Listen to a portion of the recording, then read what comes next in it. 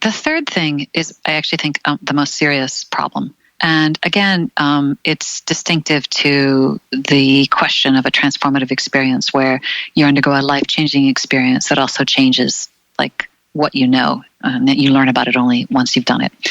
And that goes back to this issue about diachronic decision-making.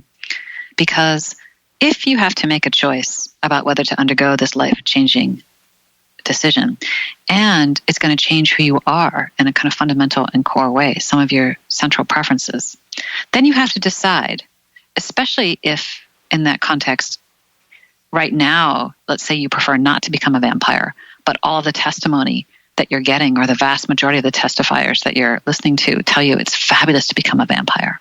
And you think, in fact, that maybe for whatever reason it's quite likely that if you became a vampire, you'd be happy with that result too.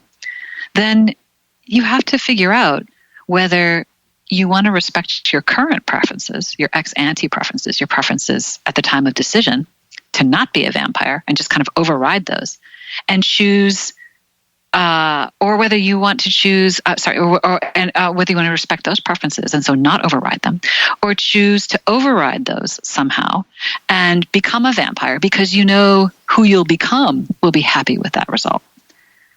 And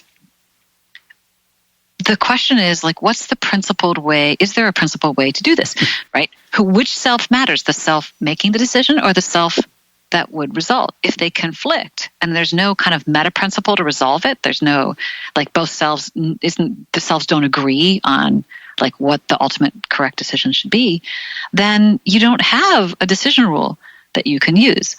And earlier I said that the way that I understand the problem in the context of transformative experience is that in these cases where the choice changes who you are, then there's a violation of a kind of fundamental axiom that's usually taken for granted, the act-state independence axiom. And the way that I think of it is that normally when you're changing something, let's say about yourself or about the world, you have to keep everything else fixed to assess the value of that change correctly. And when people talk about dependence, they want to find out, well, can I understand the structure or the mechanism of the dependence that I'm discovering? If I wiggle one thing and then another thing wiggles, is there a straightforward connection between those wiggles that will allow me to make the desired inference?